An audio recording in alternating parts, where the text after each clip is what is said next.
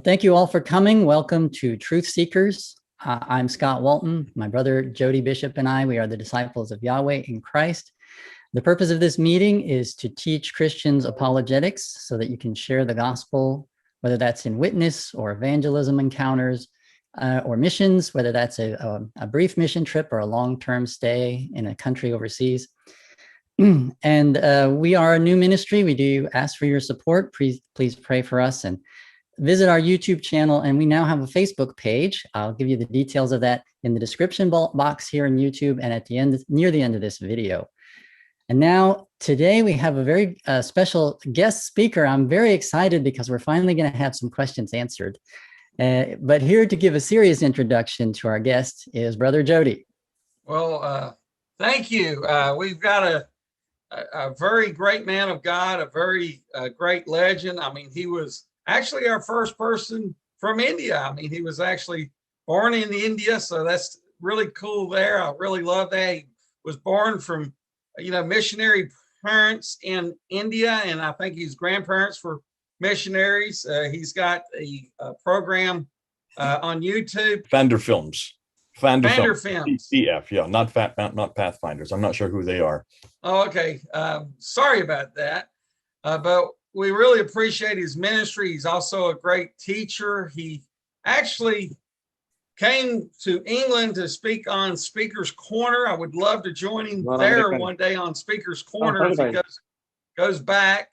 And then he came to America. So we're glad to have Brother Jay. He's a great man of God. So let me introduce you, Brother Jay Smith. Hello, Jody. Nice to be here. Listen, it's great to meet you guys. Finally, to hear and actually participate on your program. Thanks for inviting me. And of course, the topic we're going to talk about today is not only controversial, it's confrontational. And that's what I do. I'm a polemicist, which means I go the opposite direction as an apologist, though I use both. I do apologetics and polemics. And I understand you would like to also get in and start using polemics. Yes, I want to learn that and learn how to witness to Muslims more effectively. All right. And just tell us, you said Muhammad didn't exist, so let's have the evidence. Okay. This is, you've asked me to talk about this subject, and this is the subject that's probably close to my heart. I really started engaging in this question back in 1994. Let's even back up further. In 1994, I was taking a course at the University of London at the School of Oriental and African Studies, and I was studying under Dr. Gerald Hunting, just a course that he was teaching on the origins of Islam. At that time, I had already had a master's degree in Islamics. I had another master's degree in apologetics. So I thought I knew everything I was going to find out about Islam until I took this course. And I'd never heard some of the things coming out of Dr. Gerald Hunting's mouth. This is the kind of material you just don't get in America. It's much more of a European study. This is the looking at what we call historical criticism of Islam, introducing redacted criticism, source criticism, these literary criticisms, textual criticism of the Quran. These kind of criticisms we have not yet really touched here in the United States. We're way behind Europe in this area. The problem is the Europeans don't want to talk about it in public. They want to keep it undercover. They want to keep it below the radar. Even as I was taking this class from Dr. Gerald Hunting, I would take what he was saying in class down to Speaker's Corner, which is a world famous, I don't know if you've ever been to London. If you ever are, go there on a Sunday. It only exists on Sunday, but it's the one place on earth where you can say anything you want. It's the bastion of freedom of speech. And I was down there for 25 years, every Sunday, over 1,000 Sundays that I was there getting up on a ladder. And I would introduce this new material that he was teaching in his course. I remember him taking me into his office, and he was furious when he heard what I was doing, absolutely livid. He says, do not ever use this in public. And that's the problem right there, Jody. That's the problem right there. And Scott, they don't want anybody to hear this. They don't want it to get out, and they don't want their name attached with it because of this fear. There is such a fear of repercussions, such a fear of what Muslims may do to them or what might happen to their career. And I remember turning to him and I said, listen, I'm field testing this for you. I'm actually taking it into the public sphere, getting it out where people can hear it and getting their reactions. They're not going to attack you. They're going to attack me, and they are attacking me. And I got beat up. I got my glasses broken. You can see where they try to open up my throat here. They did not like this material. And I realized at that point that this was really the Achilles heel of Islam right here. This is it. This is what's going to break Islam. And it's fascinating because the questions I was asking were the exact same questions that were asked of Christianity back in the 1800s and in the 1900s. This, did Jesus exist? Did he live in a place called Palestine? Do we know what he said and did? Do we know whether that is true? Can we trust the gospel accounts? Can we trust the New Testament? Can we trust Matthew, Mark, Luke, and John? Who's Paul? These are the kind of questions that were asked of Christianity. There was a huge furore back in the early 1900s concerning this kind of material. And I was sitting and saying, hold on a minute. We've gone through this as Christians, and we've answered every one of those questions. That's why today we stand on the back of those who've gone ahead of us and responded to this kind of attack against our Bible, against our Lord Jesus Christ, against his historicity, you name it, we've done it. And that's why we're taking the same questions and asking them of Islam. What kind of questions? Well, let's start and let's take a look. Here's the first question. And this is the one that I remember taking back in 1994, 1995. So we're talking about 26, 27 years ago that I first started asking these questions in public to Muslims. And they were dumbfounded. They had no response. The first question, what do you know about your prophet Muhammad? Now, let me ask you, Jody and Scott, tell me, what do you know about Muhammad? Just tell me. You probably don't know an awful lot, but just tell me what you think you know.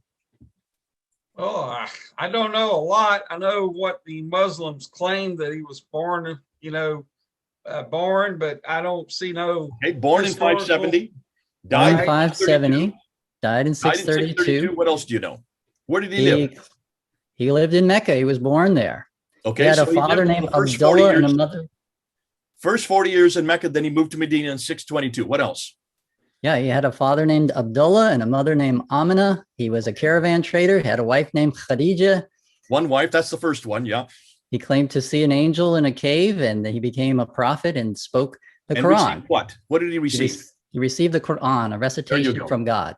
So that was his mission. That was his primary mission, to receive a book called the Quran, to live in a place called Mecca, to start a religion called Islam, to be himself a Muslim. And all of this within a 22-year period from 610 to 632. Am I correct? That's what they say. Okay, and you believe that, right, Scott? I did until I started to watch a lot of Jay Smith videos. Okay, why is it that you believe that? And why is it, Jody, that you believe that? Well, that's what all my Muslim friends used to tell me. And so I never questioned whether until I met you or seen your videos. I always assumed that Muhammad existed. Maybe he was a false prophet like Joseph Smith, or false prophet like, a lot of other false prophets we got. But, I believe that Joseph Smith or Charles Taze Russell existed. But with the evidence, it's looking very bad whether Muhammad actually existed or not. Okay, and the first question you should ask is, why is it? It's not just Muslims that are telling you this. It's every Western scholar that tells you this. Yes. It's every course you take. It's every discussion you get in.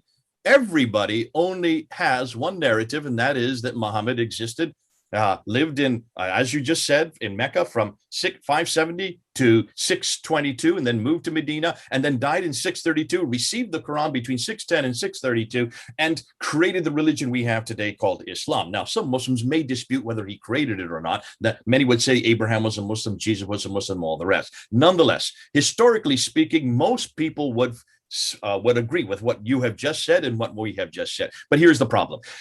In order to see whether that is true or not, where did you get that material from? Or not where did those who gave it to you, where did they go to find out about this man named Muhammad, about this place called Mecca, about these people called Muslims, and the book called the Quran? Where did they go to get that? We go to the imam or the mosque, and then where did the imam go to? I'm going to keep backing you up. The scholars. Where did the scholars go to? The Hadith. They go To the Hadith. Hadith. Okay. They went Traditions. to the Sirah, which is the biography, right? That's Muhammad's life. Am I correct? According Right. to the scholars, yes. Sirah, well, that's according to everybody, not even the Right. scholars, even me. I would say that is the biography. Now, and the Hadith, you said, Scott. So that would be the sayings of Muhammad. Am I correct? That's the sayings. Now, where would you like that biography and those sayings to have been written? When would you have liked those to be written? And where would you have liked those to have been written? Well, I would, if I was a Muslim and I wanted to believe Islam was true, I would want to be as early as possible, like the Bible, just a few years, like 10, 20 years, or even 30 or 40 years, but not 200 years after supposedly. And the reason you say that is because you want eyewitness account, right? Yes, I want eyewitness account. Yes. Like we have with Jesus. Okay, I'm going to put up a PowerPoint. I'm just going to show you what we now know. I'll do this real quickly so you can follow through with me. You may have seen it before, but let's go ahead and put it up. Do you see the PowerPoint in front of you now?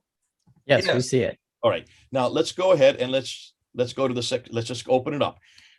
I'm not going to go through all those areas. This is what they claim. They claim, this is Muslims, and I would suggest everybody who's watching the show would claim that Muhammad was the last and greatest prophet, that the Quran was his revelation, and Islam is the final. Now, they wouldn't all say that, but Muslims certainly would say that. And the conclusion is that the Quran is their book, Muhammad is the man, and Mecca is the place. Now, here's the problem. There's the life of Muhammad right in front of you. 570, he was born, saw and met Jibril in the cave in 610. Got the Meccan revelations from 610 to 622, went up to the seven heavens called the Miraj in 621, then moved to Medina in 622, received his revelations in Medina from the next 10 years, conquered Mecca in 630, died in 632, possibly by poisoning.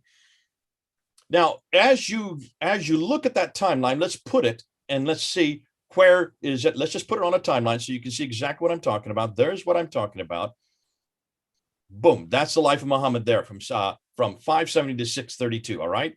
Then you have Abu Bakr who comes afterwards from 632 to 634. Then you have Umar who comes from 634 to 644, followed by Uthman for the next 12 years. And that's when the Quran is finally compiled. That's when the Quran was finally put together in its final form, so we're told, the one that we have in our hands today.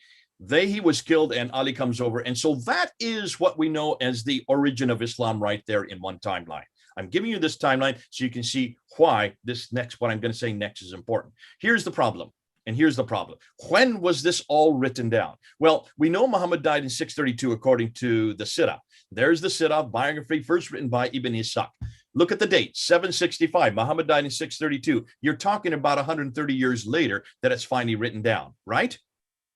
Right. But we don't have that. We don't have Ibn Ishaq. We have to go to this guy, Ibn Hisham, to find out really when it was written down. Now, Ibn Hisham died in 833, and he pretty much takes what he likes of Ibn Ishaq and throws away the rest. So let's get rid of Ibn Ishaq. He's not important anymore. So Ibn Hisham, biography first written by Ibn Ishaq. Look at the date, 765. I'm repeating myself. I hear myself coming back again. So Ibn Hisham, 833. Now, after him comes Al-Waqidi. He's the second to write of the biography. Look at his dates, 835. What about the sayings that Scott talked about? The sayings don't appear until Al-Bukhari in 870, Sahih Muslim 875, Tirmidhi 884, Ibn Majah in 887, Abu Dawud in 899, and An-Nasai in 915. Can you see the problem? Are you seeing the problem here? We have two other genres of material that we have to look at. That's the tafsir and the tahriq. They don't appear until Al-Tabari introduces them in 923. So what's the problem here? Well, there's 200 years between the time Muhammad dies and Ibn Hisham actually writes it down or dies himself. Now, on top of that, I also want to bring up Abdul Malik because he is the first one that introduces the name Muhammad. He is the first one that introduces the name Muslim. He is the first one that introduces the name Islam.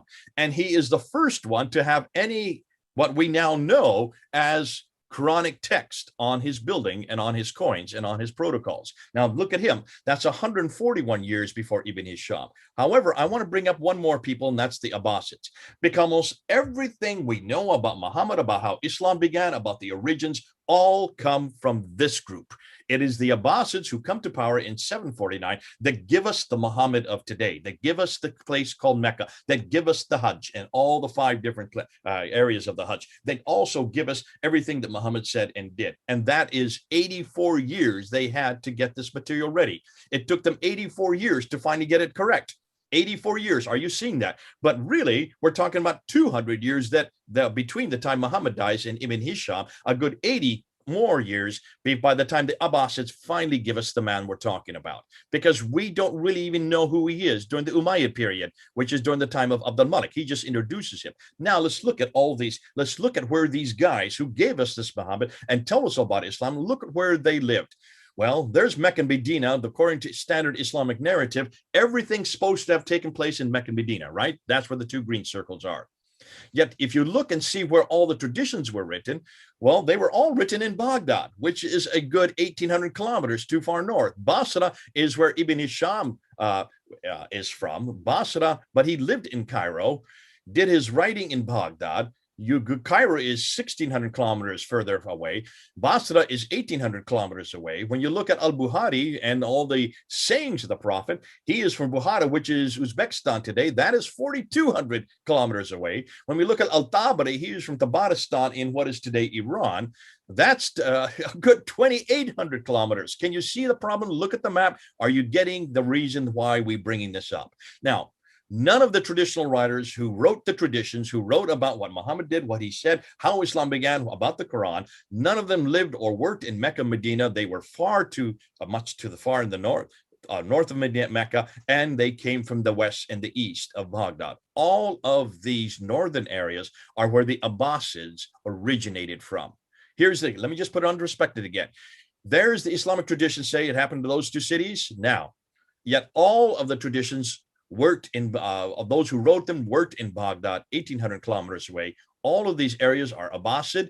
More than that, take a look at the bottom of your screen. Can you see where the traditional writers are on a timeline? They don't appear till 833, 870, 923. Conclusion, they all wrote their material hundreds of miles too far away and hundreds of years too late.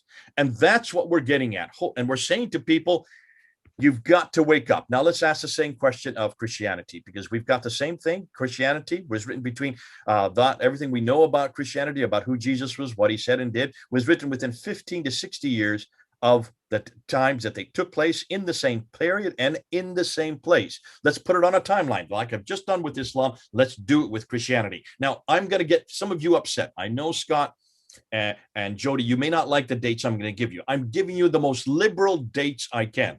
All right. I'm not going with conservative dates now. I'm going with the most liberal dates. I'm doing this on purpose. So Jesus dies in 33 AD, right? The book of Acts, the Tahriq, that would be the equivalent to their Tahriq, which would be the history of all mankind. We have the history of the early church written by Luke between 52 to 62 AD. So that's within 20 to 30 years of Christ's death, the book of Acts is written. Paul's letters, they begin in 15 years after Christ's death, between 48 and 65 AD, when he was finally killed. That's when the tafsir, that's the commentaries. Paul's letters are like the commentaries of Muhammad's life. So you have the commentaries of Jesus' life and what he said and did and how it was to be unpacked and used, how it was to be used in Ephesus or Philippi or Corinth. So those are Paul's letters. Now let's look at the actual Sirah and the Hadith of Jesus. So the Sirah would be the biography of Jesus, and the Hadith would be the sayings of Jesus. The first written by Mark in 70 AD, that's 37 years later. Matthew and Luke come along later at 80 AD, that's 47 years later. I'm using the most liberal dates I can. And then John comes even later, about 90 AD, that's 57 years later. Now, look at that, just look at those dates. Notice that everything we know about what Jesus said, what he did, about the history of the church, and about the commentaries are all written within 60 years of Christ's death. And all of the New Testament writers lived in the same place Jesus lived, and they either knew him personally or they got the material from others who saw what he did and heard what he said. Now, that right there is the problem. That right there is the problem. Are you getting that, Scott and Jody? It's that Yes. no Muslim wants to talk about. And the Muslims are finally understanding that if you're going to look at Muhammad, you've got to do the same thing I've just done with Jesus Christ. You've got to put and say everything you know about this man, everything you know what he said, everything you know what he did comes from 200 to 300 years later. And they come from way up north. Why in the world are we trusting them? Especially when we go back to the 7th century. We need to go back to that time period. We need to go back to that place. We need to go to Mecca and Medina and see what we can find. And guess what we can find? Zero. There is nothing about Muhammad in the 7th century that we can see until 692. I lie, 691. Let's put it a year earlier. There is nothing, no reference to Mecca at all until 741. That's the mid-8th century. We can't find any of these Qurans that these Muslims are talking about, these Qurans that were written first by Abu Bakr in 632, the Quran that was finally written by Uthman in 652, sent to 5 different cities. We've gone to those 5 cities. 2 of those cities didn't even exist in 652. Mecca and Basra were never there. Kufa could have been there, although it was called Hira at that time and it wasn't Muslim. So can you see the problems here? All these enormous difficulties. So we're looking for these Qurans and we can only find fragments, and even the 63 fragments that the Muslims have come up with from 621. That means prior to 621, 34 of them, no one's done any study on. They're just pulling them out of thin air. 20 of them come after, 10 of them come after 621, and the others that are left over, the other 30, the other 20, we have no idea. There's so much speculation that no one can come to any agreement. So can you see that is desperation? That is desperation. The claims the Muslims have been claiming for 1,300 years. You notice I'm not saying 1,400. I'm saying 1,300 years. All we're doing is asking the same questions that were asked of our Bible, I've asked of Jesus Christ, I've asked of the early church, have been asked of the tafsir of his teaching. Those questions that were asked by Wellhausen back in the 1800s there at the School of Tübingen, we're now asking in the 21st century. And what we're finding is devastating. What we're finding is devastating. We now know that there was no place called Mecca. Just take that one. That one's the one that I introduced back in my first debate in 1995. 1995, I was debating Dr. Jamal Badawi at Cambridge University. My first debate I've ever done. I was never trained to be a debater. And I gave 10 historical questions. Every one of those 10 questions I got from Dr. Patricia Kroner at Cambridge University. She was the one that introduced me to this material. I was in her office the week before, and she went right through and listed what I should say, what I shouldn't say, how better to say it, or what things I could actually support. And I took those 10 questions and I asked him there at Trinity College on, I think it was in either September or August 1995. So we're talking about 26 years ago. The major question I asked him is this: where's Mecca? Why is it none of the Qiblas are facing Mecca? Now, see, this is before Dan Gibson even came out with his book. I knew this before Dan Gibson did. And I didn't know it before him. Sorry, that's not quite true. He knew it before I did, but he hadn't gone public with it yet. We knew this because Patricia Kroner had asked this. She asked this way back in 1977, before Dan Gibson even got into this area.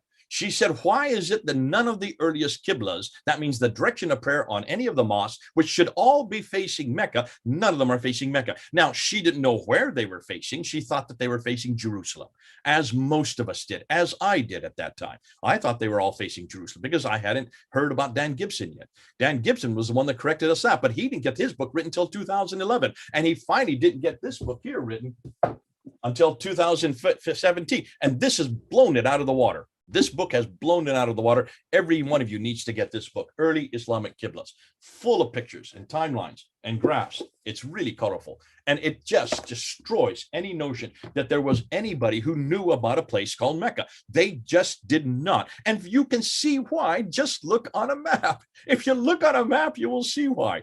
There's nothing there. There was nothing there. The trade route that Montgomery Watt back in the 1900s made famous, suggesting that all the trade went through Mecca, and that was why it got its importance.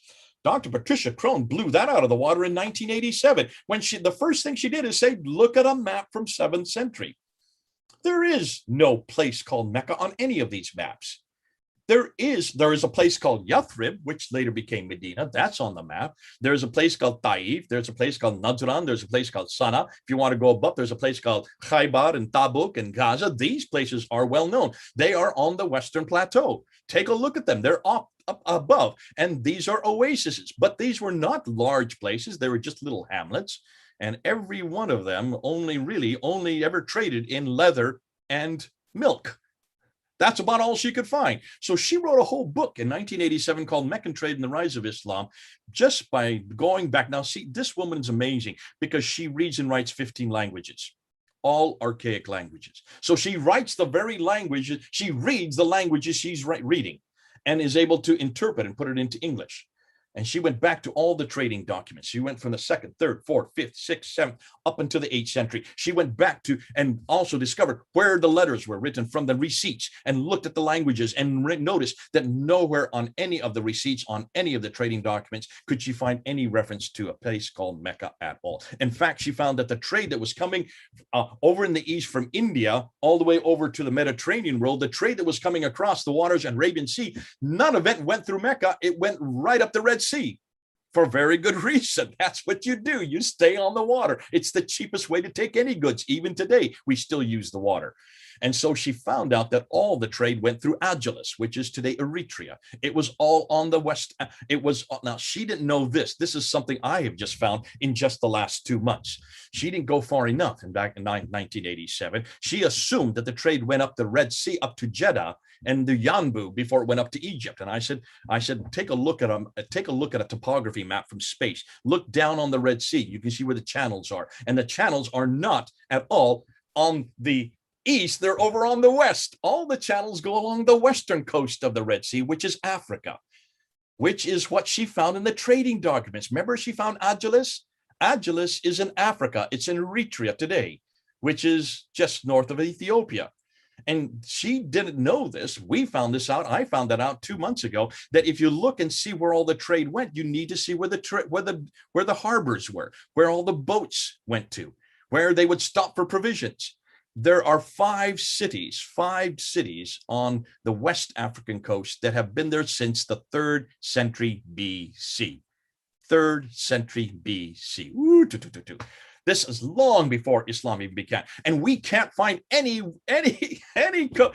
coastal town on the Arabian side except for Yanbu. Yanbu was a coastal city that was there for Yathrib, to make sure to get a coastal city to accommodate Yathrib. There was no Jeddah.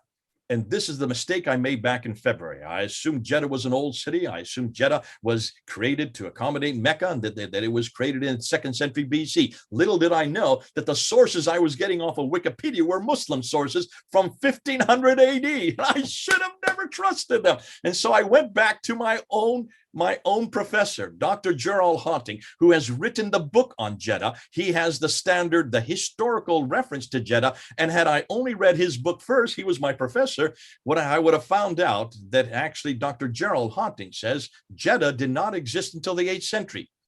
Jeddah was created to accommodate Mecca. If Mecca did not exist till the 8th century AD, remember, that's over 100 years after Muhammad even died. Then how can you have Muhammad in Mecca? More than that, how can you have Adam and Eve in Mecca? Because that's where Adam and Eve are sent to in chapter 7, verse 24 of the Quran. How can you have Abraham in Mecca? Look at chapter 21 of the Quran in verse 51 to 71. Abraham's in there. He's there going into the Kaaba, destroying all the idols, thrown into a fiery pit the next day. How can he be down that far south? There are no Jews in that far south at all in the 7th century, and certainly not in 1900 BC. In fact, there was nobody there in 1900 BC. Look at all the maps. Look at Ptolemy's maps. Look and see what he said. Ptolemy talks about a place called Makaraba, and all the Muslims have said, this must be Mecca, until Dan Gibson showed where Makaraba is today. It's just north of Yemen. It's in northern Yemen, and it's no longer called Makaraba, and it's nothing more than a little hamlet, and it's nowhere near any place that has a mosque or that has a sanctuary. hundreds of miles away and way down to the south. Because see, all the civilizations in Arabia were either in the south, what's called the Hadramat, today it's Yemen and Oman, or in the north, which is called Jordan and Syria and in Iraq today, but it was called Arabia Petraea, but during the time of the Romans. Nothing in the middle. This was called Arabia Deserta. Why do you think it was called Deserta? Because it's a desert. No one was there. There were no people. There were no civilizations. There were no kingdom. There was no trade. There was no nothing except for a little trade route that went up along the Western Plateau that was used for milk and leather. Can you then see why the questions we're asking are destroying Mecca? Because if Mecca isn't there, then what are you going to do with Muhammad? What are you going to do with Muhammad? Scott, how would you answer that? You can't have a guy born in Mecca if there's no Mecca at the time you're born. You can't have, if you not have Mecca. And then the next thing is, what about Muhammad then? What do we know about Muhammad? Whoa, whoa, whoa, whoa. Now, this is just almost every day now. I've just put up a video a day ago, just a video on Fander Films. Already 21,000 people have watched it in just one day. Why are so many people breaking all my records? I've never had this many people watch one film, one video, 16 minutes long in just a 24-hour period. Why? What's going on here? Look and see what we're finding. And what we're finding is what Luxembourg found. This guy found. We're looking at the Quran. We're looking at this book, Luxembourg, and also this book here. These two books. Can you get closer, John, the book, so I can see? Syro-Aramaic. Okay, thank you. It's called the Syro-Aramaic Reader of the Quran by Christoph Luxembourg. This one is called, oh boy, it's not very good. The Hidden Origins of Islam. The Hidden Origins of Islam. It's very hard. I can see the light's not very good here. And that's edited by Karl-Heinz Oleg and Gerd Twin. But it's Volker Pop it's an edit of many different people who have written there. Volker Pop is the one you need to read, and also Karl-Heinz Oleg. And what they're saying is this. When you look at the Quran, there's a number of problems. First and foremost, the Arabic in the Quran is the wrong Arabic for Mecca and Medina.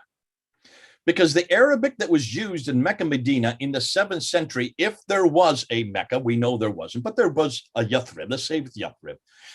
Then the Arabic that was used there was Sabaic Arabic. Sabaic Arabic has diacritical marks. Isn't that interesting? Stop and think that through. It has diacritical marks. The Quran, however, if you look at all the earliest manuscripts, if you look at the Quran, the earliest manuscripts, here's one right here. This is considered to be one of the earliest manuscripts. This is the Topkapi manuscript. Can you see it there? There are no dots in it. Can you see it? This is the Topkapi manuscript. Yeah. It's so much different than the Quran now. This is the Topkapi manuscript, which is one of the 6 major manuscripts. By the way, you can't buy this anymore. This is over 400 pounds when I bought it. This manuscript is from the mid-8th century. It's about 749 that is now being dated. It has no dots above and below it. I lied. There are some dots in red. Let me see if I can give you an example. There, you can see some dots. But these were added at a later date. There's a dot there. There's a dot there. There's a dot. You can see they're in a completely different color, proving that they were added at a later date.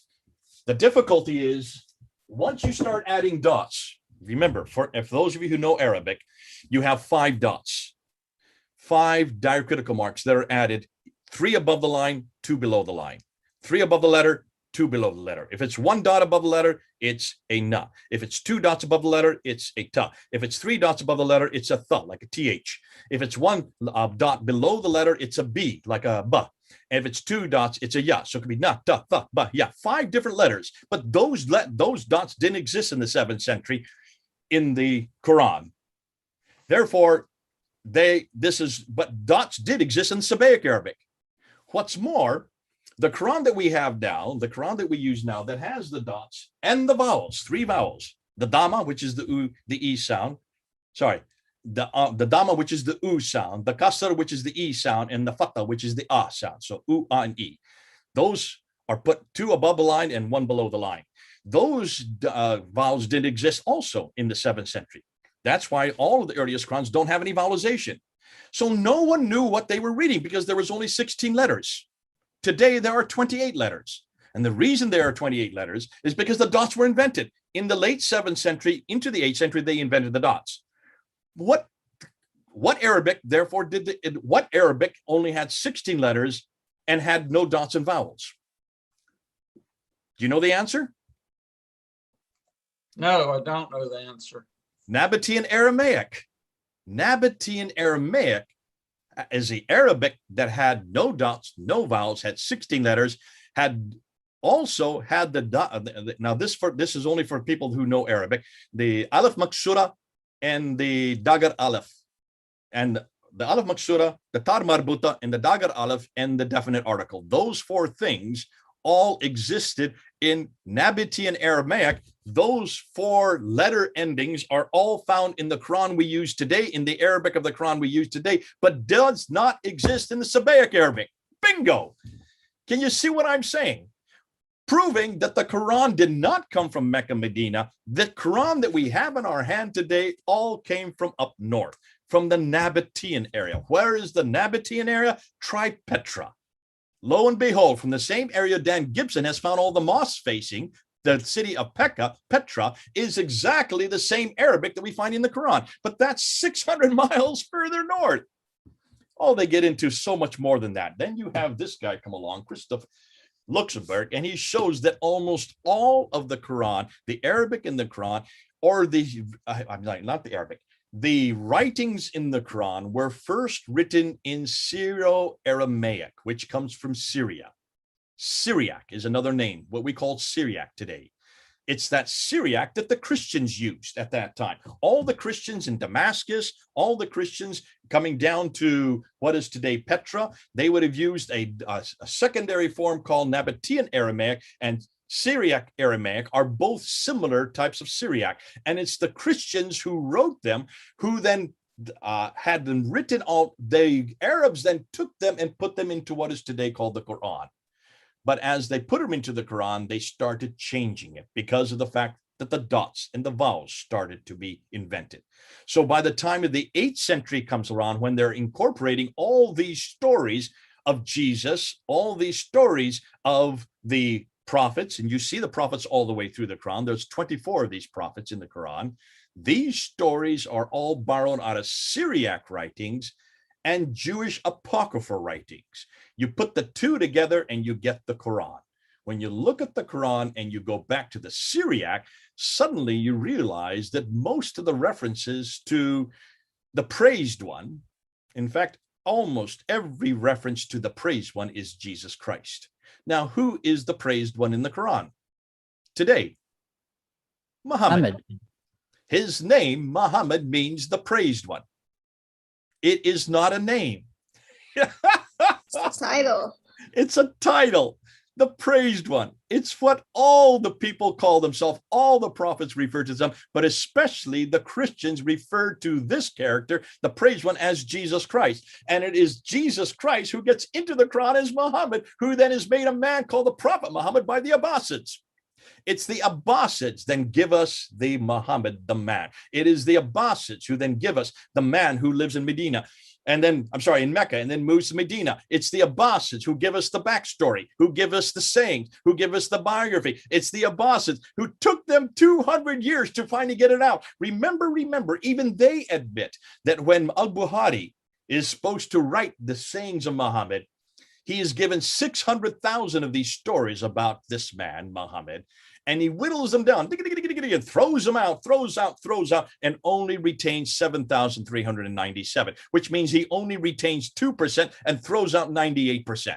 Does that not tell you that there is a censorship, the standardization going on by the Abbasids? The Abbasids created the Muhammad we have today. The Abbasids had to find a place for their sanctuary. They could not use Petra. Remember, Petra was the Umayyad sanctuary. Well, Petra was where all the Umayyad mosques are facing. Petra was where all the pilgrims went to. Petra had the black stone. And wherever the black stone is, there is God's presence. And when Abdul Zubair rebelled against Abdul Malik there in 687 and destroyed Petra and grabbed the black stone and ran down to the south, where do you think he ran to? Well, he ran to where his birthplace was, where he came from. which looks like it was Mecca, that region called Mecca. But he needed to have allies, and that's why he asked the Abbasids, who were more than willing to be his ally, because they absolutely hated the Umayyads, because the Umayyads were the Arabs who were the ones that destroyed them, and that's why they, living up in Ctesiphon, which then later became Baghdad, they then finally took control, wrested control from the Umayyads. By that time, they now had Zubair, they had the Black Stone, they had now Mecca. So they recreated Mecca like they had in Petra. Everything you see in Petra is now in Mecca, but a smaller facsimile form. Can you see what I'm saying here? We pretty much can now find how Islam began. We can see where it went. We can see that Islam came out of a Christian heresy. It was a Monophysite attack against the Monophysites. It was Abdul Malik who starts this creation of attack against Jesus, and that's what he does by building the Dome of the Rock. The Dome of the Rock sits right there in Jerusalem. Of all things, why does he build such a large building in Jerusalem when he's not from Jerusalem? He's from Damascus. And if he is a Muslim, why doesn't he build it down in Mecca? Well, because Mecca didn't exist that early. There was no Mecca, and his sanctuary did not exist. Sorry, his sanctuary was in Petra. So why didn't he build it in Petra? Look and see why the Dome of the Rock was built. And all you need to do is look at the structure. It's a Byzantine structure. Look and see where it's placed. It's placed above the Temple Mount, where the Temple of David used to be. It's also placed above the Church of the Sepulchre, looking down on the Church of the Sepulchre. And what was the Church of the Sepulchre? What is it still today? It's the bastion, it's the seat of where all the pilgrims, the Christian Byzantine pilgrims, came to for pilgrimage. Therefore, it's a one-upmanship looking down onto the Church of the Sepulchre, saying, we are the new man on the block. We are the new power. And what does he do? Look at the inscriptions all the way along the inner ambulatories. Take a look at those inscriptions, and they are all attacking our Lord Jesus Christ. They're attacking his divinity, attacking the Trinity, attacking his sonship, and saying that we are now going to take and destroy the associates. Who are the associators? That's us. We are known as the associators because we associate another with God. We have elevated, they say, another man, another prophet alongside God, Jesus Christ. So when you look at history, when you follow history, when you look and see at the buildings, when you look at the Qiblas, when you look at the manuscripts, when you follow and see what's happened with the Arabic, when you look and see what's happened with Mecca, in almost every case, we can now point that Islam evolved, did not exist at all in the 7th century, was not created between 610 and 632 in a 22-year period. There's no way in the world it could have, not in Mecca, not that far south, and not with these traditions. Take a look at all the sophistication in the Quran itself. Look at the laws and rules and regulations. These come from an urban environment. They do not come from a nomadic environment. Mecca or Medina were not urban. They were desert. There was nothing there. How could you have created a book like this that early? Obviously, it comes from much further north. And as we now know, it looks like the Quran was probably written in Kufa. Why do I know that? Take a look at these. Do you see what I have here? Every one of these is a Quran. 9 of them. Not one of them is the same. These are known as the Qira'at Qurans. These are the way you memorize the Quran. You memorize it 30 different ways. Today, 30 different ways. I only have 9 of 30 that exist. And yet, if you look at the 30, 12 of them come from one city, Kufa, the city of Kufa. Now, Muslims will say these are nothing more than dialects. No, they're not. How can you have 12 dialects in one town that was not more than 20,000 people? Dialects take years to form. They take hundreds of years to form. You cannot have 12 different dialects in a little town of 20,000 people that were created in a year, in only 20 years. Can you see the problem? Actually, let's put it more, 50 years. These have nothing to do with dialects. When you look at them, you can see these are completely different words. These have completely different meanings. How many? We have counted 93,000 differences just between these two right here, the two most popular Qira'ats in the world today. This one, let me just put them right side up. This one is the most popular. Let's get it so you can see it. This one is the most popular today. It is the Hafs Quran. This is the second most popular today. It is the Warsh Quran. Neither of these two Qurans are from Mecca and Medina. Neither of these two Qurans are even from Arabia. This one is from Iraq. This one is from Egypt. This one was written in 796. When did Muhammad die? 632. This has nothing to do with Muhammad. This one was written in 812. When did Muhammad die? 632. This has nothing to do with Muhammad. Yet these are the two most popular Qurans today. If you just compare these two Qurans, there are 5,000 different words, different meanings, different doctrines, different practices, different beliefs. Can you see how damaging this is? Can you see why that interview by Yasser Qadi and Muhammad Hijab just over a year ago did so much damage to the Quran? Because Yasser Qadi, the world leading authority on the Quran, could not answer that question. Which of these Qurans is the one that's in heaven? Which is the one that was revealed to Muhammad? Which is the one that was there written by Uthman? He couldn't even answer that after 28 minutes when Muhammad put his hand out twice and said, I'm giving you a blank sheet of paper. Which one are you going to write? Look what his answer was after 28 minutes. They're all the Quran. Every one of these is the Quran. All 93,000 differences is the Quran. Can you see why he has become a laughing fool? Yet he was honest. He was actually being honest. He was the first one that admitted it in public that this has been the most difficult problem for Muslims for the last 1,000 years, because no Muslim can now say that the Quran has been preserved. Not when you have 30 different Qurans, all in Arabic. None of these are translations. These are all supposedly original Qurans. Thank God we don't have this problem with our Greek manuscripts. Thank God we don't have this problem with the Bible. We don't even make these claims because, see, Muslims, every Muslim has to make the 3 claims, well, 4 claims. That the Quran is eternal, number 1. That's chapter 85, verse 22 of the Quran. That the Quran has never changed. That's in chapter 10, verse 15. That's in chapter 18, verse 27. That the Quran is guarded by Allah himself. That's in chapter 15, verse 9. And that since the Quran was written down and finalized by Uthman in 652, not one word, not one letter has changed.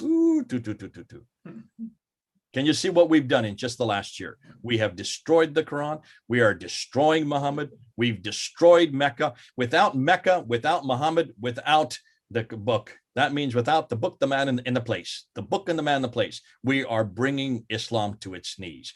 And all we're doing is asking the same questions that have been asked of Christianity, which means we are the best place to ask these questions because we've answered them all for the Bible and Jesus Christ.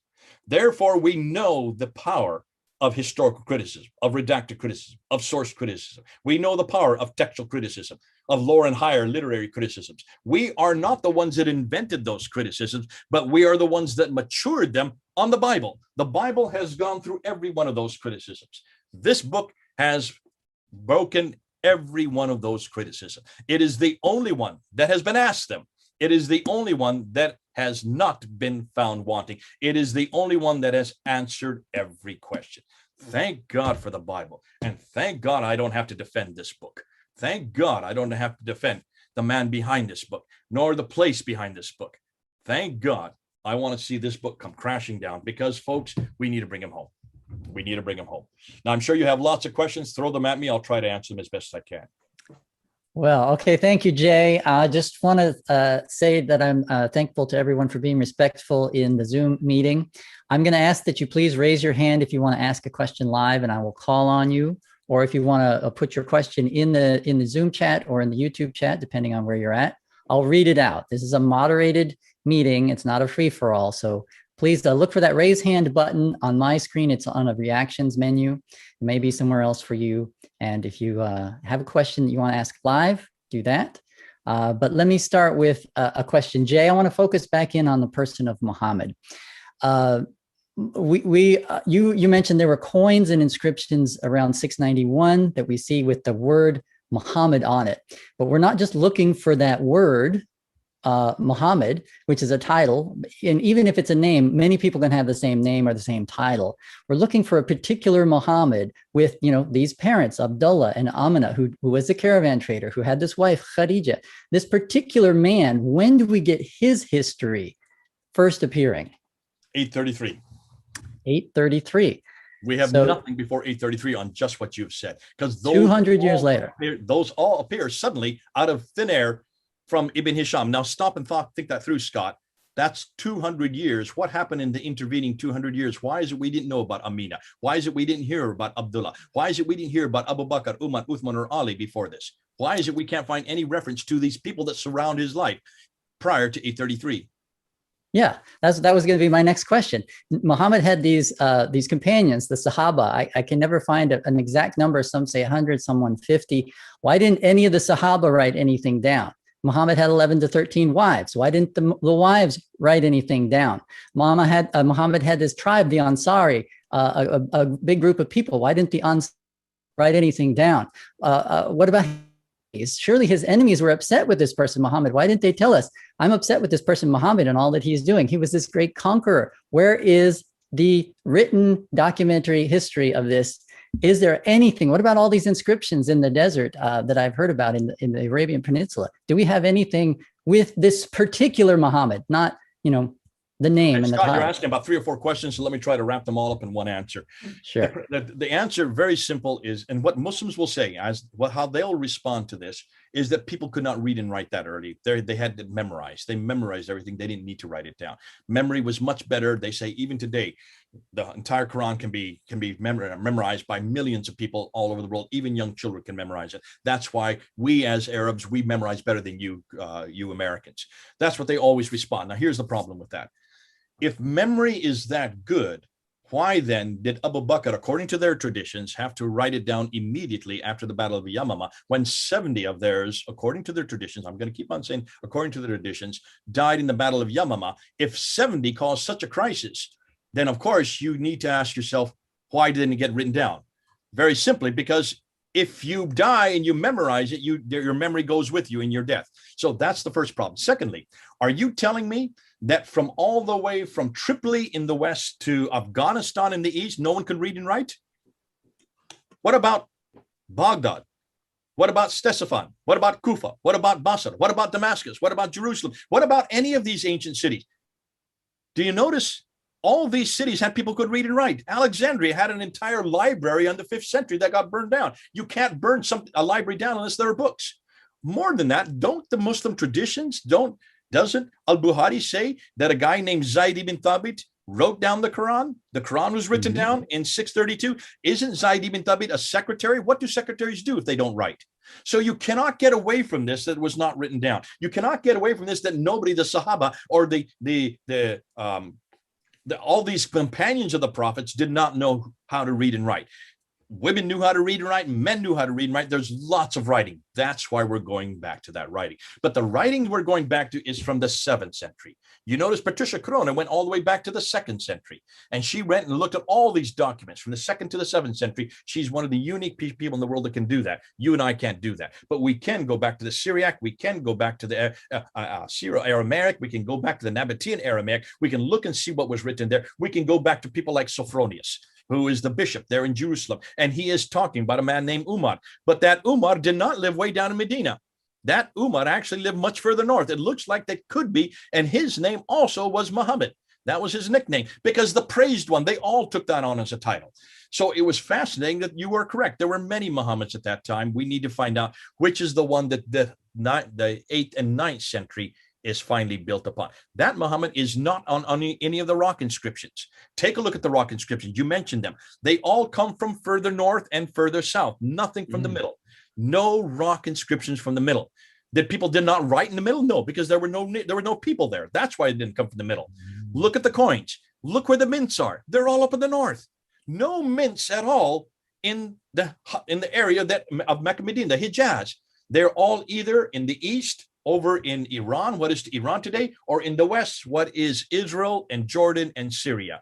and take a look at those coins. See, the beautiful thing about rock inscriptions and coins, Scott, is that both of them do not deteriorate. They don't disintegrate. They are as pristine today as the day they were minted, almost as pristine. And when you look at them, you will notice that all the coins in the West, have crosses on them, that the different leaders have crosses on them.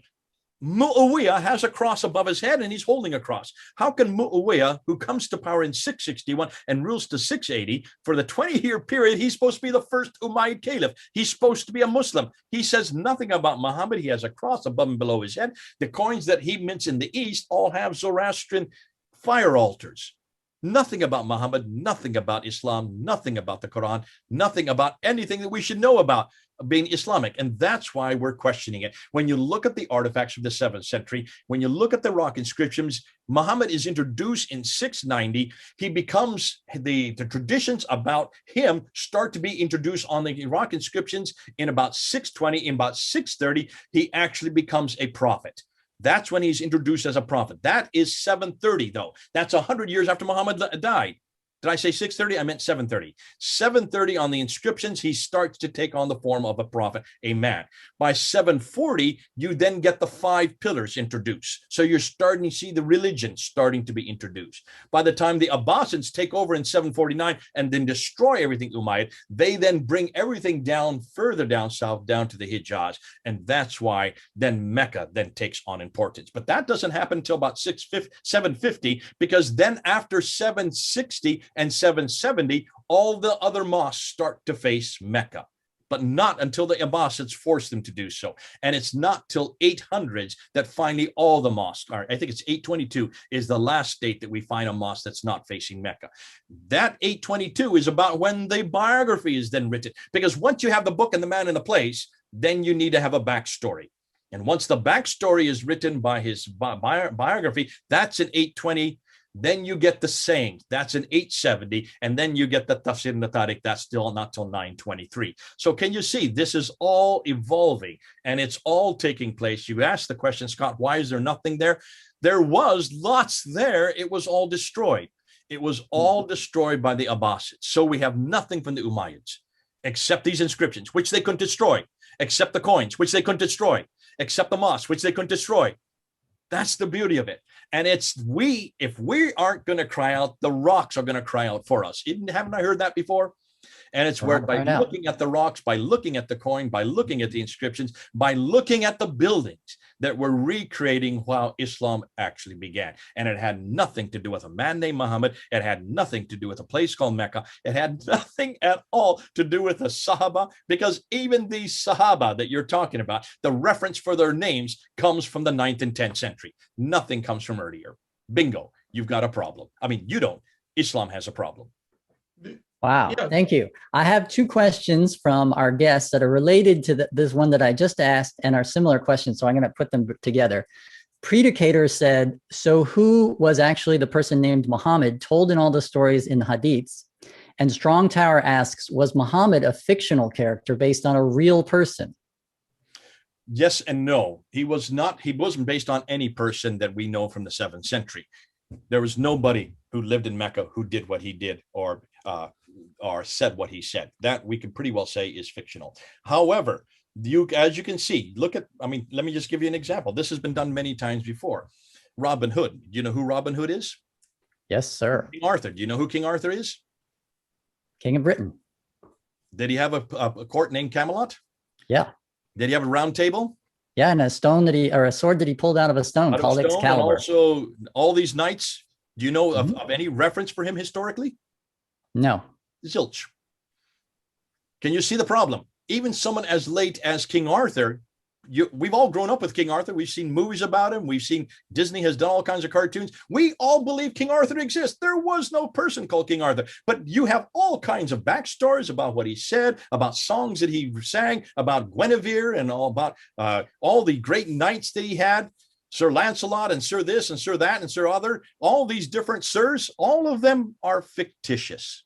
Yet, ask any child or ask any of, in fact, except for you, Scott, I imagine many of the people who are listening think that King Arthur actually existed. This is all historical. Robin Hood did exist, But did he live in the Sherwood? Possibly. Did he do what he did? No, this is all fiction.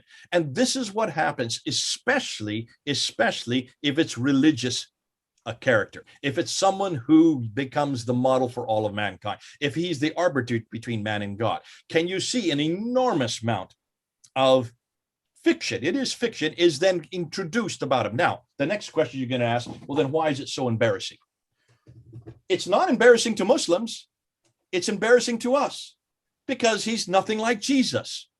And we're looking at all these embarrassing stories in the Hadith, in the Sirah about Muhammad and saying, how could they have written this when they're not thinking? You're not thinking as a Muslim. Because when I ask Muslims this, they say, so what's the problem? Where's your beef? So he went to bed with 30 women in one night. Ooh, the guy was virile. So he married a woman when she was only 7 years old. That's exactly what I would expect a man of 53 to do. Because that's what we must have. A prophet must be able to marry anybody he wants. So he has 12 women at one time. 12 wives at once, though it says in the Quran you can only have 4. He's a prophet. He is elevated way above anybody. They don't see this as a problem. They don't see it. So he was seduced by Satan for the satanic verses. Yes, but then look and see what happened. He was able to conquer that. So he had delirium and he had all these epileptic fits. Yes, but do you see what happened later? Every prophet has crisis, but they come out of the crisis and God helps them and they defeat the crisis. Same with Muhammad. See, these are not embarrassing stories for Muslims. And for 20 years, I was doing what David Wood did and Sam Shamoun did, going and throwing all these barbs against Muhammad. And I wasn't getting anywhere because the Muslims were trying to understand why I was saying this. They thought it was hate crime. They thought I was being Islamophobic. I would be called Islamophobe all the time, a hate preacher. And I was. I mean, it's that close to hate preaching. The problem was they didn't get it because they don't see any of these as problems since every one of them began as problems, but then were reduced to a great story, a great prophetic story, how God came and helped him get over these problems. And that's exactly what a prophet of God would do. And don't we also see that in also all of our biblical prophets? Don't all of our biblical prophets have a crisis? Don't they have a weakness? And then don't they overcome that weakness through God's help? And then because of that, become stronger because of it? Yes. So why don't we be careful about all these barbs we're throwing out against Muhammad? I would rather say, let's forget about all these stories that were created in the 9th and 10th century. Let's go back to the 7th century and let's destroy this man from history, because then they have nothing to fall back on. I want to get rid of the Muhammad that's in the 9th and 10th century just by simply asking questions from the 7th century. Where did this man live? Who was he? What did he say? How did he come to be when there was no place? There was not even a place called Mecca that he was supposedly lived in. Now that's much more devastating, and there's nothing hateful about what I'm saying there. Do you notice? You cannot call me an Islamophobe. You cannot call me a hate preacher. All I'm doing is asking historical questions, which is the most neutral of questions, which means anybody can ask it, but I want only Christians to ask this. I really only want Christians to ask this. I know a lot of atheists love to use this material, but I say to the atheists, please don't use it because you have nothing to give them. You have no alternative. You have no antidote. You have no answer. We are the only ones that can destroy the Quran and offer them the Bible. We are the only ones that can confront Muhammad and offer them Jesus Christ. We are the only ones that can destroy the place called Mecca and offer them the celestial kingdom. Amen. We are the only ones that can bring them home. That's why, folks, we are the only ones that really should be in this debate. We are the only ones that really should be taking this to them. You're not going to be hated because of this. You're not going to be you will be harassed. Of course you will. But you're not going to be put in prison because of being an Islamophobe, not with this material. And that's why I say we need to start using this material because we understand it best and we are the only ones that have an answer. Hope that answers your question. So it seems like what you're saying is even the Quran says, ask the people of the book. So they should be asking us. Chapter 10, verse 94, chapter 21, verse 7, chapter 4, verse 136. Just go. If you have any question, come to us. Come to the people of the book. Why? Chapter 5, verse 46 and 47, and also verse 68. Oh, Christians, we're to go back to our book because that's how we're to measure what we meet. So even we are told by the Quran to go back to our book. So come on home. Come on home. We got the bigger, the better book. Right. What do you think the odds is that maybe this religion started out as a Christian cult? Have you ever been asked that, or? Yes, and I would suggest the odds are getting better and better. I mean, this is the thesis behind this book here. It's also the thesis behind this book, and that is, if you look at see what Islam came out. I mean, Patricia Cruz asked this question back in 1977 with her book called Hagarism, where it came from a Hagarian cult, from the person called Hagar, the mother of Ishmael, this Ishmael cult. Now, what we're finding is, looks like much of that area, once the Byzantines had destroyed the Sassanids in 622, interesting date, isn't it? 622. Then they, of course, took they threw on the mantle, this oppressive mantle, off the Arabs that were there in what was known as the Ghassan and the Lakhmid areas. Once the mantle was thrown off from all this oppression, these Ghassanids, these Lakhmids, wanted to start ruling their own kingdoms, but they had all these little kingdoms. It wasn't until Muawiyah brought them all together in 661. So what was happening there? Well, you can ask, who were these people? These were Christians. Many of them were Monophysites. Some of them were Nestorians, but there were different factions of Christians. So you can see there was this internecine fighting going on in the 7th century. And that's why when you finally get to Abd al-Malik, who is the caliph, he then is the largest ruler. He is known as the great Arab reformer. He then plants his name and his shahada on his coins, on the Dome of the Rock, and on the protocols in 691 and 692. So he is the first to then say, this is the religion we're going to follow. Now, when he's saying La ilaha illallah Muhammadur Rasulullah, is he saying Muhammad the Rasulullah? Is that Muhammad this is the prophet, or the praised one is the prophet? To answer that, you should go to the Dome of the Rock. The Dome of the Rock is only referring to Jesus Christ. So when it says the praised one is the servant of Allah, who do you think it's referring to? Well, what are all the other scriptures referring to? Jesus Christ. Jesus Christ. So I would suggest that it looks like, even on the Dome of the Rock, the earliest Quranic material we have, that the Muhammadur Rasulullah, the praised one, is the servant of God. That's what Jesus is called in the Quran, the servant of God. He is known as that. And all the people knew him as that. So you can see that this probably was a Christian sect that was reforming itself. And as it then took on form by the 730s and 740s, then the praised one then gets solidified into the man prophet Muhammad. I don't think Abd al-Malik I used to think Abd al-Malik was one to introduce him. I think that's too early. 690 is too early. This took another 40 years to finally create the man called Muhammad. But once you do have a man named Muhammad, then you've got to give him a book. Can you then understand why in the 8th century the Quran is hurriedly put together? And take a look at the Quran. It is ulta pulta. It's all over the place. It has no chronology. And it doesn't have any complete, there's only one complete story in the Quran. What a hopeless book, and what a hopeless way of writing a book. Yet that makes sense if you're trying to put it together and borrow it from all over the different sources. And they borrowed it from the wrong sources. They went to the Jewish Apocryphal writings, and they went to the Christian Syriac writings, the sectarian writings, which are all heretical. Well, not all, but the ones they took were heretical, because their interest was to create a monotheism that was based on one God, and they didn't want any human to be part of that. So that's why almost everything they did borrow fit their theology, and their theology was very Aryan in nature. I have a question from the audience. Someone has raised their hand. Faree, go ahead and unmute your microphone and ask your question. And if I've mispronounced your name, please correct me. It's all right, Scott. Thank you, Scott and Jody and Dr. J, for tonight's teaching. So my question is, when to prove the historical Muhammad, usually Muslim bring up the Muhammad grave or Khadijah house. Do you have any information, archaeological information about this? Thank you. Absolutely zero information, because look what they're doing to those very artifacts. They're covering them up with cement. If that was really Khadijah's house, and she was the wife of Muhammad for 40 years, why in the world have they destroyed it and covered it up? Bingo. Now, Dan Gibson went to a conference a number of years ago, about 10 years ago, I think it was, maybe it's less.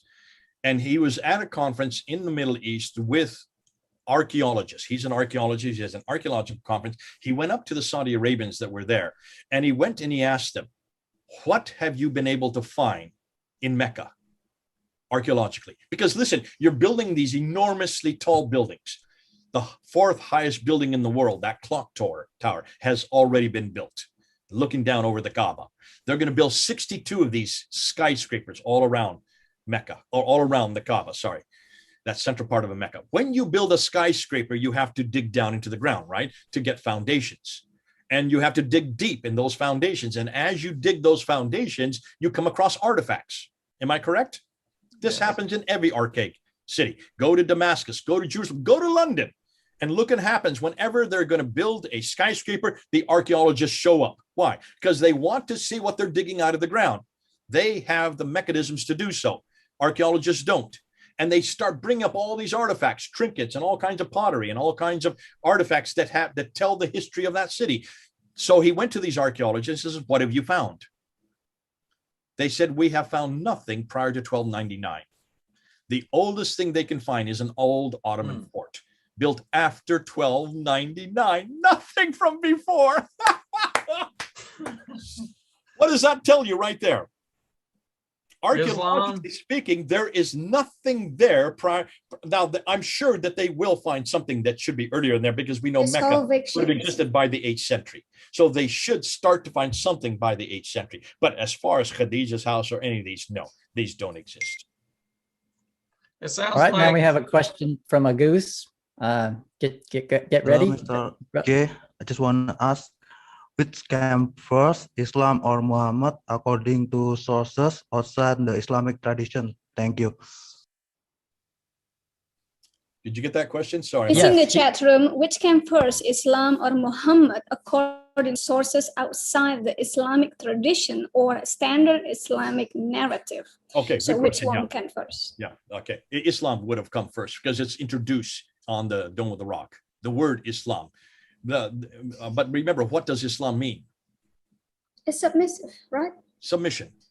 I am in submission. So someone who is a Muslim, you put a mu, it's a person who is in submission. So Muslim, Islam would be someone who submits. So that's all it means. It means nothing more than that. So that was first introduced in 691. Muhammad looks like as a person is not introduced to about 730, 740. Another 40 years later. There is another question too from the chat room. If Mecca is in Petra in Jordan, but why Muslims go to Mecca and Saudi Arabia? If Mecca was in Petra. If Mecca is in Petra, Jordan, but why Muslim go to Mecca and Saudi Arabia? Okay. I think the question is like I see what you're saying. Yeah. Yeah. It's not that Mecca was in Petra. That was never called Mecca. I think it's a Kaaba. I think it's the Kaaba. Yeah. The Qibla. The Qibla is in Petra. If the Qiblas are all going to Petra, that was the Umayyad sanctuary. The Umayyads were defeated by the Abbasids in 749. The Abbasids wanted nothing to do with the Umayyads. It was the Abbasids that chose Mecca. Therefore, they redirected. And so that's why the first mosque that you see facing Mecca is not till 727. Right. All the mosques prior to 706 are all facing Petra. In 727, you get the first mosque facing Mecca, which suggests the Abbasids are now starting to build their mosque. But look and see where that mosque is located. It's located in what is today Pakistan. That's about as far away as you can get, thousands of miles away, that you finally have the first Abbasid influence of a mosque that's facing Mecca. Then you get about another 9 to 10 mosques that start facing Mecca after 727. After 749, when they come to power and defeat the Umayyads, then all the mosques start facing Mecca. But it takes them to about 822 to get all the mosques to face Mecca, because there's still some holdouts. There's still some people who refuse to be under their authority, especially over in North Africa. Now, getting back to his earlier question, what about the Kaaba? Take a look. You will find a Kaaba in Petra. It's actually the right size. If you look at the foundations, and Gibson shows you the Kaaba, if you look at the foundations, they fit exactly the measurements that Al-Zaraqi talks about in the traditions. The Kaaba in Mecca is too small. It's the wrong dimension. So they're trying to replicate the one in Petra. Absolutely. That's exactly what's going on, Lindsay. And on top of that, Lindsay, if you look and see, look at Marwa and Safa, the two mountains that Hagar runs between to find water. Look in Mecca today. There's no mountains there. They're just rocks, 15 feet high. That's not a mountain. I do not call a rock of 15 feet high a mountain. Look in Petra. No, I believe that. No, I remember that story. However, we're going to even change that story next week. Oh. Next week, we have found a new Marwa and Safa. Wait I remember that story because my ustad kept telling me about the that two mountains that Hagar running between Fatma and Marwa, and now I'm out of Islam, come to Christ. I can see all clearly, and folks, I was embarrassed. If I'm a Muslim, I'll be embarrassed too. Lindsay, let me show you what's happened since 1980. Look how odd, how idiotic this gets. You know the Jamarat. The Jamarat is the pillar that they throw stones at, right? When Yes. you had to throw 49 stones or 72 stones. When before 1980, it was always just one Jamarat, right? Yep. If you go to Petra, the Jamarat's there. You can see the base for it, one Jamarat. Mm-hmm. Go to Mecca today. You will see 3 Jamarats. Mm-hmm. What happened to one? Why 3 suddenly? Well, the devil's getting bigger. There you go. And what do they say now? Since 1980, what they're saying is the Jamarat is not a place to throw at the devil. These are the 3 times that the devil came to they make a story. Yeah. Abraham.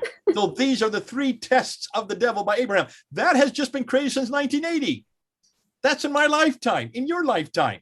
So even as we speak, they're still creating new traditions. Yeah. Can you then understand, Scott, when you asked how is it that these traditions are of the Ansari, how did they all create them by the 9th century? They're still creating them in the 21st century. The reason they had to build 3 Jamarats is because there's too many people. They could not have everybody throwing stones at one place. So they had to build 3 to accommodate the huge millions of people coming to Mecca. And now they built 3 levels. It's just a matter of time before they'll build a 4th and a 5th.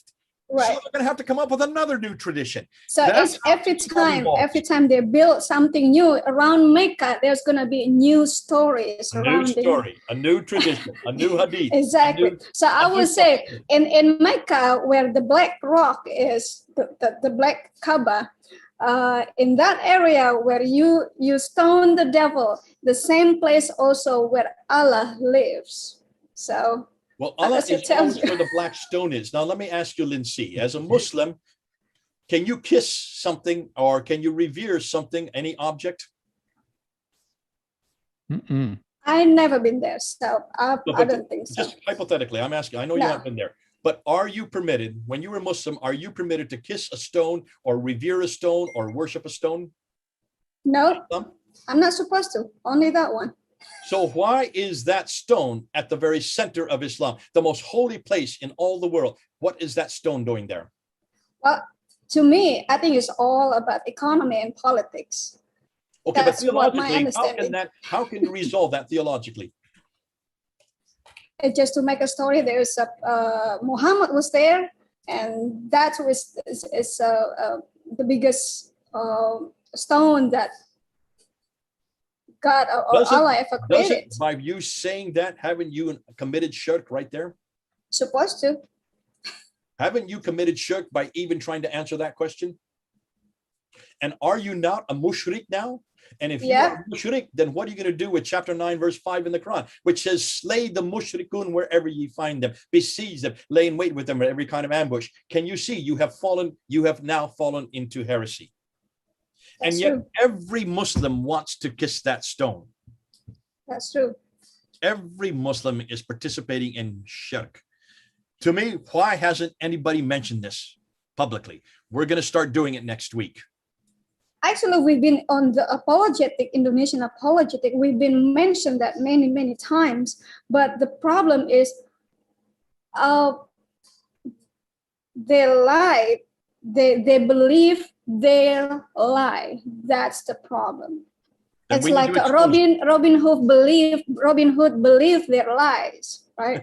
So my eyes were open now. The more I learn from you, from other brothers, the more my eyes were open. This is ridiculous. Well, that's why we need to make sure that we get this out to the public, and that we need to make sure people like you need to make sure that others hear about it, because the enormous amount of contradiction that Islam is made up of, the enormous amount of lies, and the enormous weakness historically that Islam is dependent on, we need to expose those weaknesses. That's right. I've So, seen Brother that- Jody, Brother Scott, you need to bring more people like Jay Smith. We have. Over We've here. had Robert Spencer. We've had Adam Seeker. We've Yeah, had we have, Usama yeah. Dakdok. Please go to our More. YouTube channel and look for those Yeah, videos that were I watched recorded, that. and we'll have them back. Some of Right. them, whoever Yeah. will come back, we'll have back. Right. We'll Because definitely have. this is the thing I see. This is the thing, and I see in America. Most Americans don't see the dangers of Islam. They see the dangers of they chasing Jehovah Witness and Mormonism or whatever, but they are no threat to American soil. But Islam is the threat on American soil, and we have to come together. We have to expose this. When you see the Muslims surrounding so peaceful, that because they're doing taqiyya. When they're little, they're submissive, but when they get little bigger, they oppress you. So we have to get this for all Americans, especially for the church. The church has to start opening to this knowledge. Don't feel sorry for Islam. Feel sorry for yourself, feel sorry for America. What's happened when America become Indonesia?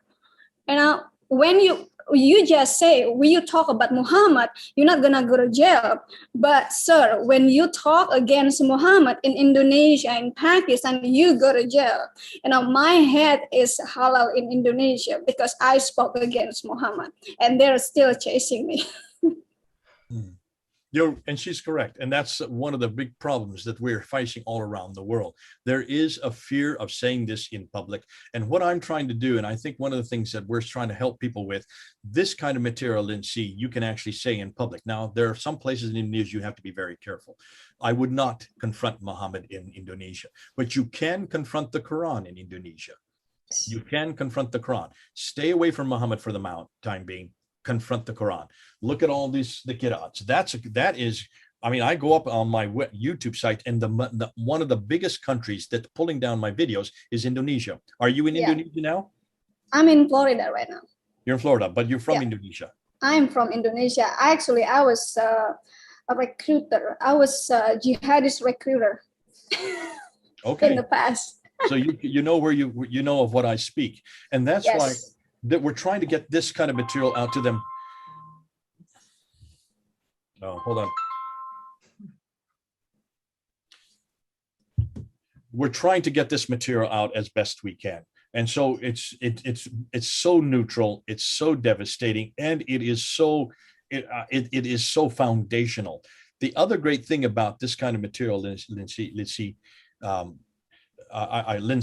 is that it is so visual. Yes. You don't have to know Arabic to know this material. You don't have to learn an awful lot of hadith material. All you need to do is look at maps, look at graphs, look at timelines, and just hold up books. You can pretty well get your whole argument. I haven't said anything hardly that was Arabic today. You notice that?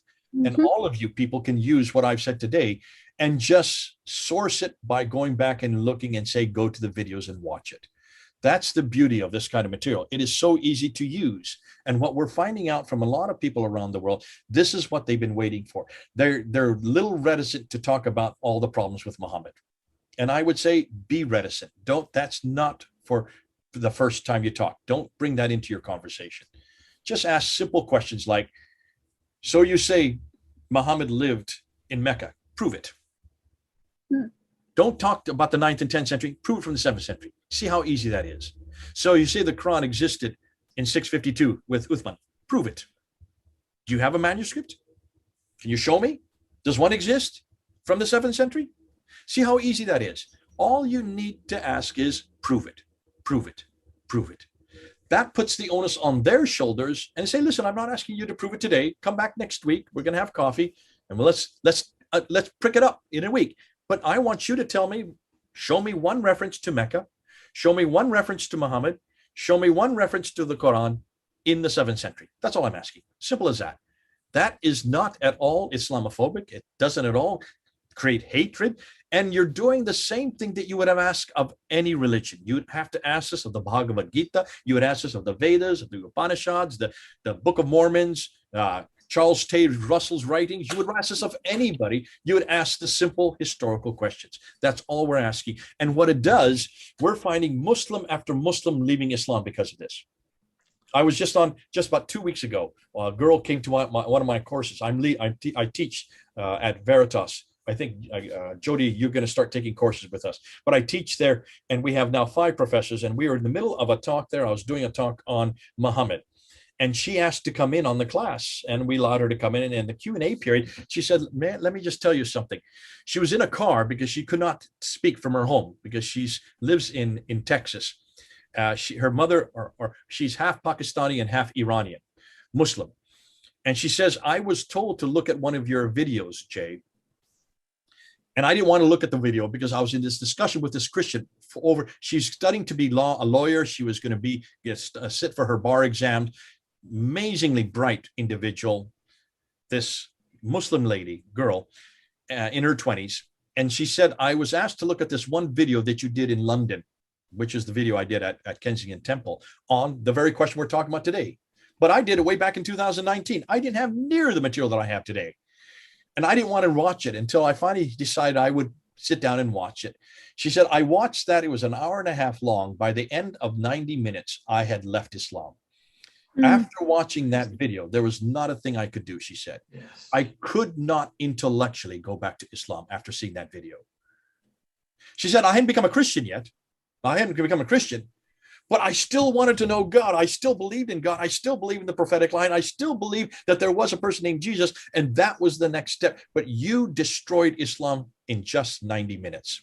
Now, that was 2 years ago, over 2 years ago.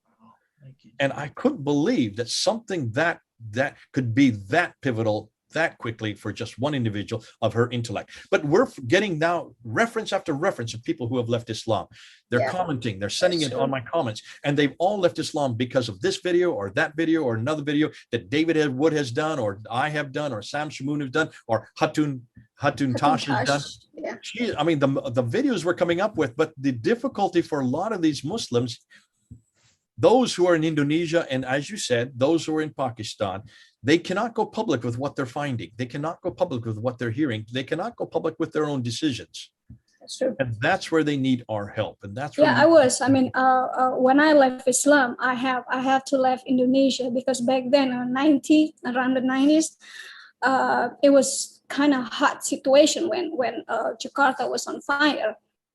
I mean, the whole Indonesia was on fire due to this Islamic submerge. And I have to leave Indonesia. By the way, Brother Jay, I have a message from WAFM from Brother YP, Chris. When are you going back to Zoom Indonesia to continue your speaking? Oh, so he needs to contact me. I'm waiting for a contact. If he okay, YP, you have to contact Brother Jay. Oh. You know, Chris, right now, Chris is on a mission. The one that contact you, Brother Chris, he's on a mission in Ternate, on the east part of Indonesia, and he has no access probably. So I'm going to ask Brother YP to contact you. Contact me, give me some dates, and I'd love to help him out. All right, sweet. Jay, I've got a couple quick questions that should be easy to answer. First, Predicator asks if he can translate your videos. Please translate anything I do. It's public domain, whatever they want, they need. If he needs the PowerPoints, have him email me, and I'll give you my email. Sure. Just put it here. I'll put it here in the chat. If people need to email me, I'll put it in the chat. Or you can give it to Scott or give it to Jody, and Jody can distribute it to us. If you would mind doing that, Lindsay, thank you so much. Yeah. So it's a lot easier. You know, it's a lot safer for you to contact the person who contact you than you put it into the public's. Right. I'm just playing safety. Oh, I know, because I've been harassed and harangued when Muslims got a hold of it. They spam my box enormously. So just either give it to Scott or Jody, and they will distribute it to us. All right. Second quick question. The J asks, were there many people named Muhammad in the year 620 in Medina? It was a common name because it was the praised one. This is known all over that part of the world. All Just right. like there were many Umars. It was a normal name. Just like there were many Uthmans. The same token, you could say there were many Jesuses in the first century. Yeah, Right. there's many names God too. Right. I see that there's lots of massive revivals. I think the second largest revival percentage wise is in Iraq or Iran behind China. I see that this new information, that there are many holes in the narrative. There's many people that's actually realizing and seeing dreams and visions in Muslim countries, and they're actually coming to the Lord Jesus Christ. Can you speak on the new findings we're have found out about Islam and and all these massive amounts of Muslims coming to Jesus through revival and seeing visions and seeing the facts? Could you speak on that? Yes, I would be, you're hearing an awful lot of this, and I would be careful about some of the sources you're getting. There's a number of things happening in missiology, Jody, that I need to caution you about. There are groups of people called the insider movement. Are you familiar with that term? The insider, I thought Yes. I heard about that. None of you have heard about the insider movement? I've heard of it. Yeah. I've heard about of it. but I Scott, what wasn't do you know about sure. the insider movement? Just so we're talking on the Right. same page. The idea of the insider movement is that Muslims who become Christians would stay inside Islam, continue to go to mosque and dress as Muslims, live among the people. And that's the insider movement, what I know. Yeah, that, and in just one sentence, that's a good definition of it. It's to stay inside. They don't have to leave Islam because Islam and we share the same God. We share the same prophetic line. Muhammad, we have no problem with Muhammad. He is a prophet. He's not a very good prophet, but he is still prophet. There's nothing wrong with the Quran because if you look at the Quran correctly, you can find the gospel in the Quran. Therefore, stay in the mosque, continue to do the 5 prayers, continue to call yourself a Muslim, and for all practical purposes, just love Jesus Christ as your Lord and Savior. And that's all you need to do. So that's the insider movement. And that's where most of these claims are coming from, Jody. So be careful of the claims you're hearing. I'm just warning you, because they're the ones that are claiming millions that have come to Christ in Indonesia and in Bangladesh. But do you believe that these people have really come to Christ? Not when they're going to the mosque, and not when they're still doing the 5 prayers. No. Why not? Since all they need to know that Jesus is Lord and Savior.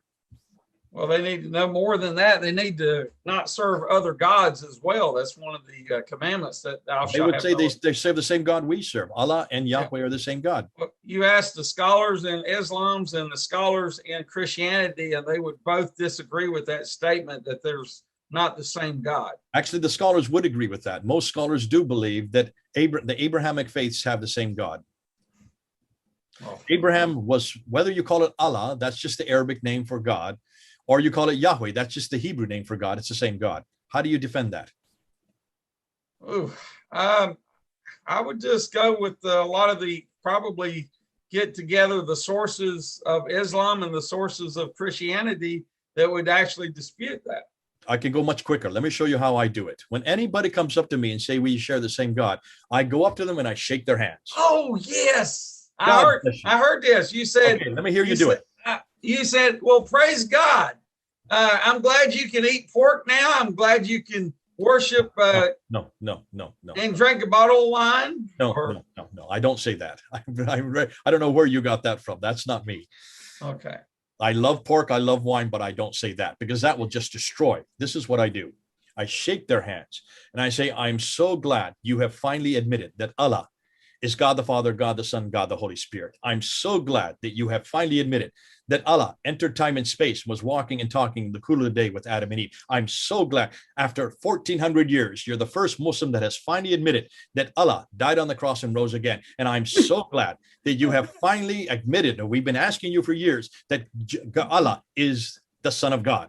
Thank God, because those are the 4 things that we have always disputed you on. And you That's now right. have admitted that we share the same God. Well, then you have to agree, say yes to all those 4 things. Now, what have I just done, Jody? I have actually underlined exactly the 4 primary differences between Allah of the Quran and Yahweh of the Bible. Amen. and I have taken it down to a theological premise, and I've destroyed the foundation. After you say those four things, how long did it take me? 10 seconds, maybe 20 seconds at the most. You can do it in 20 seconds, and you can destroy from that time on that we do not share the same God. Not at all. Unless you can say yes to those four things. That God, Allah, is triune, that Allah entered time and space, that Allah died on the cross, and that Allah has a son. Bingo. That's all I want to hear from Muslims. And the insider movement is not doing any of that. They're allowing them to do what most people are doing. We share the same God. We share the same prophetic line. We have the same books. Once you do that, you have pretty much emasculated Jesus Christ, because this is not the Jesus. He is not in this book at all. The gospel cannot be found in the Quran. Muhammad has nothing to do with the prophetic line, and I want nothing to do with Allah. He is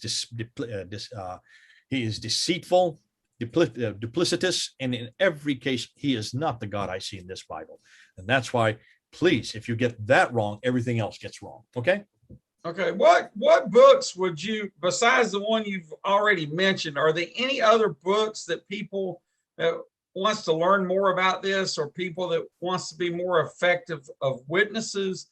Are there any books that you would recommend? Nothing has been written about this because this is all only 2 years old. We're just now going to have to write books on this. This is all brand new. Now, the one book that you can get, if you have the two books that I would get right now, this is the one that was probably told to you by Robert. Did Muhammad exist? Right. But this is coming out on July 13th. Yeah. I've got the old version of that. Get the new one. It's Brother Jay, I have a book called It's All About Muhammad by F.W. Burlough. What do you think about that book? I'm sorry, I didn't catch the name. I have It's All About Muhammad by F.W. Burlough. I've never What heard do of you it. think? Sorry. Let me show you the book. Hold on a second. But this is going, actually, he rewrote this book last year because of us. He came onto my show a year ago, and I started introducing all this new stuff on the inscription, the coins. Hold on, let me just look at it again real closely. It's All About Muhammad. Yeah. Never heard of him. Sorry. Never heard of him. Yeah. Let me give me the title again. Put it up. Let me see what it says. A biography of the world's most notorious prophet, illustrated. Now, is that a critical biography, or is that just another biography? It's a critical biography, but it's also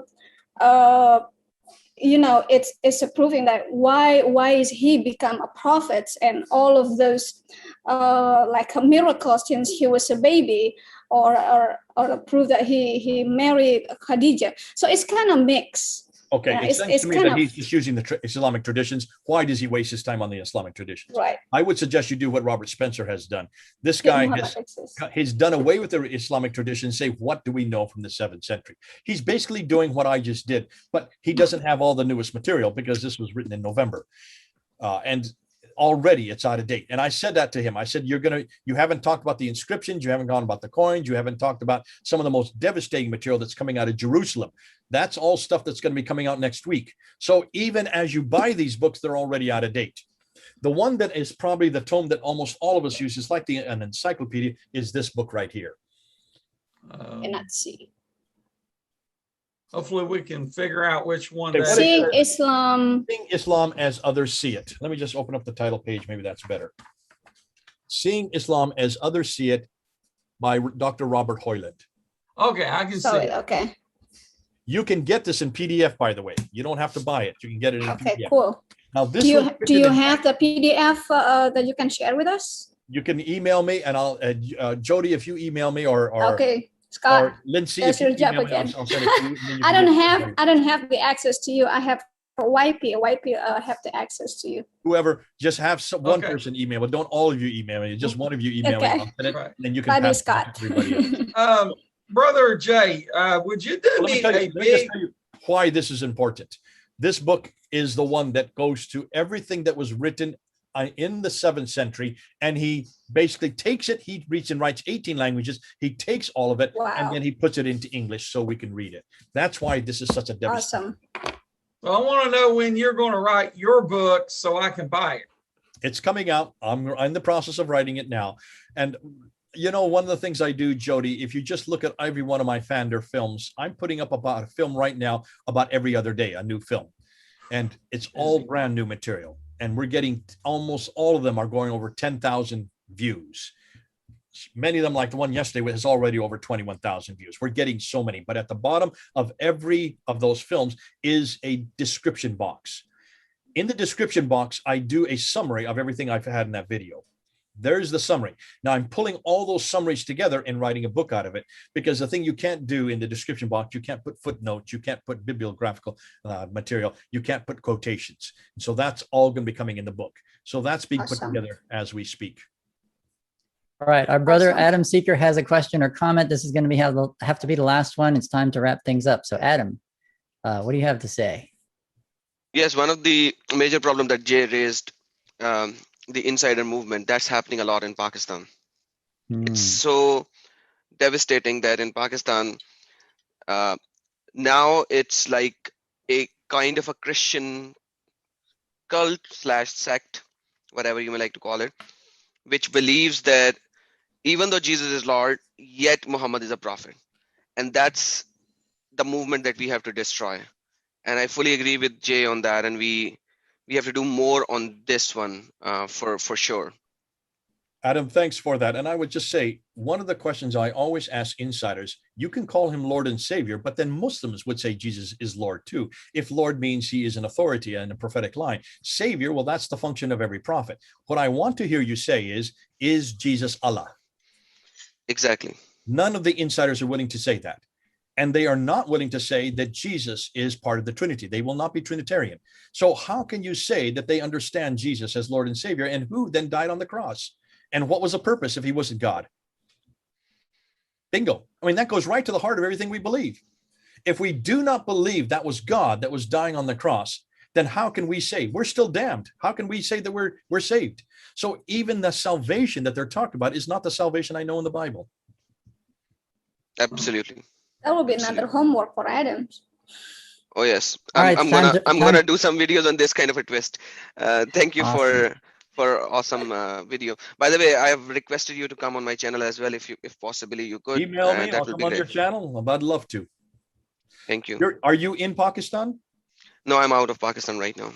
Okay, well then Otherwise, I would have been killed anyways. He's by now. nearby if you're in me. Pakistan, we would have to be careful what I say. But if you're He's out of no, Pakistan, don't worry, Jay. He's nearby me. okay, well, if you're here, then, oh, that's too bad. I was in Florida just in January. In fact, I'll be there again in this next January. So we'll have to meet up. Okay, stop by, see me. Where are you in Florida? I'm in Port St. Lucie. Tradition. Okay, I'll be in Orlando. So. Okay, it's 2 hours away. Okay, well, we'll get together and have some coffee. Maybe. Sure. I have a good coffee. Trust me. All right. Well, thanks, Jay, for coming out and teaching us and giving your time, and everyone who participated in the chat and was respectful for all your questions and your participation. Let me tell you a little bit about us. We are the disciples of Yahweh in Christ. I'm Scott, and my brother is Jody. Here's our email address. You can point your phone at the screen to get that. We also have this video will be on YouTube on our channel. Look below in the description box for all the resources that were mentioned in the video.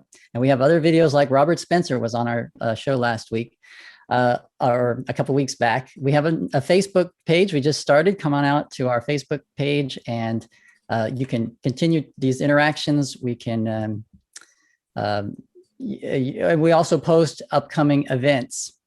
And just before we give Jay the last word, I want to check in with Brother Jody.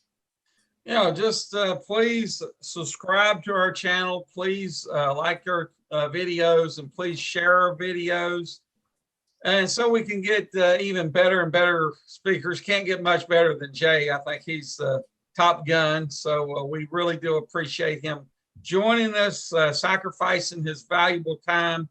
And please keep Jay's ministry in your prayers. He's on the front lines. He's actually a target of the Islamic extremists. Pray for his safety and protection. And let's turn it over to Jay for the last word. Yeah.